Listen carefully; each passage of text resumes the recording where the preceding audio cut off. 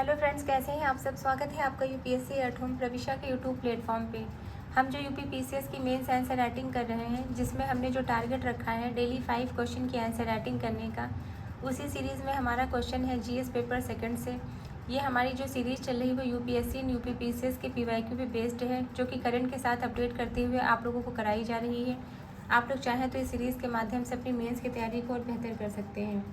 तो क्वेश्चन हम देखेंगे, भारतीय संविधान में संशोधन की प्रक्रिया का वर्णन करते हुए संविधान की सीमाओं का वर्णन कीजिए। क्वेश्चन को एक बार फिर से देखेंगे। क्वेश्चन में पूछा गया है कि भारतीय संविधान में जो संशोधन की जो प्रक्रिया है उसका हमें वर्णन करना है। वर्णन करते हुए संशोधन की जो क्या सीमाएं हैं उसके बारे में हमें बताना है। तो सबसे पहले हम इसका इंट्रो देंगे। इंट्रो को हमने काफ़ी डिटेल में लिखा हुआ है, हमने आपके समझाने के पर्सपेक्टिव से लिखा हुआ है।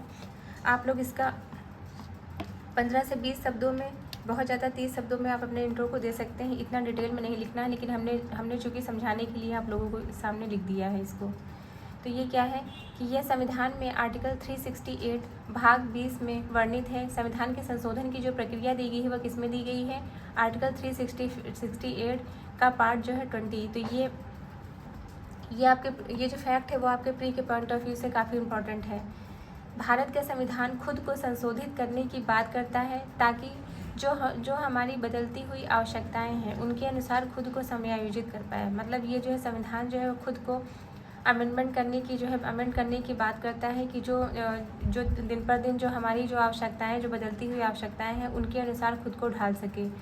यह एक जीवांत संविधान की भांति कार्य कर पाए। संविधान के अनुच्छेद 368 की सीमा से बाहर संसद दोनों सदनों के साधारण बहुमत से साधारण विधायी प्रक्रिया के द्वारा अनेक महत्वपूर्ण उपबंधों को संशोधित कर सकता है।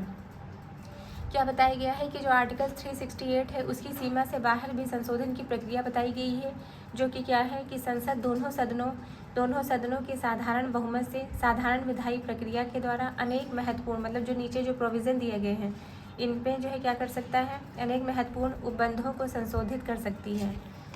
कौन कौन से प्रावधान दिए गए हैं, ये क्वेश्चन आप डायरेक्ट पूछा जा सकता है।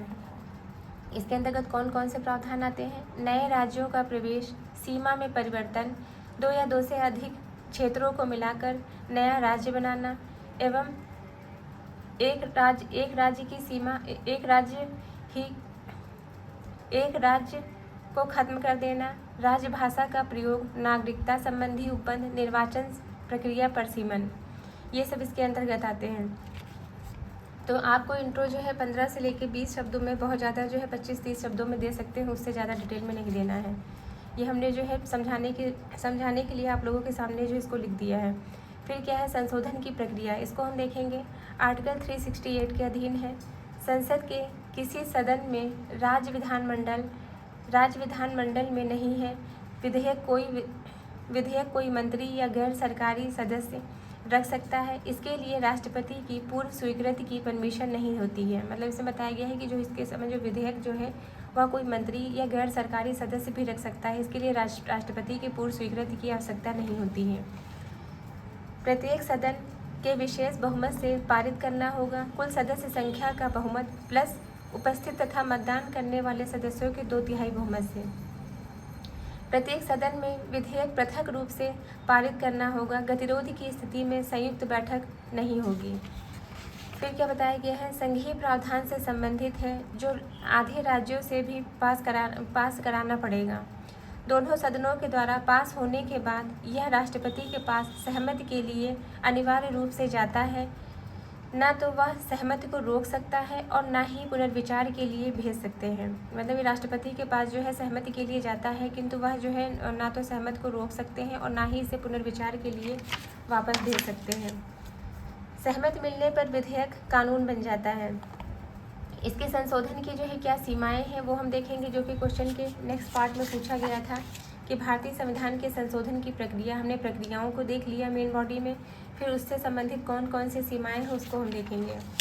उसमें क्या बताया गया है, जो फर्स्ट है वो क्या है कि संशोधन के लिए कोई विशेष निकाय नहीं है अमेरिका की भांति। फिर क्या है, नेक्स्ट क्या है, संविधान की संविधायी शक्ति संसद में निहित होती है। कुछ मामलों में राज्यों के समर्थन की आवश्यकता होती है। मतलब कुछ ही ऐसे मामले होते हैं जिसमें राज्यों के समर्थन की आवश्यकता होती है। संशोधन आरंभ करने की शक्ति संसद में निहित होती है। राज्य इसको संशोधन को जो है आरंभ करने की शक्ति किस में निहित होती है? संसद में निहित होती है। संयुक्त बैठक का प्रावधान नहीं किया गया है, इसमें कोई समय सीमा भी नहीं दी गई है स्पष्ट रूप से। एक बहुत बड़े भाग को संसद साधारण बहुमत से संशोधित कर सकती है। तो ये हमने सीमाएं देख ली। इन सीमाओं के बावजूद इस बात से इनकार नहीं किया जा सकता है कि यह प्रक्रिया साधारण और सरल है, कि बदलती हुई मांगों को पूरा करने में सक्षम है, किंतु इतना लचीलापन भी नहीं है कि कोई राजनीतिक पार्टी इसको अपनी इच्छा से परिवर्तित करा सके। केशवानंद भारतीवाद के अनुसार संविधान संशोधन की जो प्रक्रिया है, संसद बहुत बड़े भाग को परिवर्तित कर सकती है, किंतु संविधान के आधारभूत ढांचे को परिवर्तित नहीं कर सकती है। तो ये हमने क्वेश्चन देखा जो कि है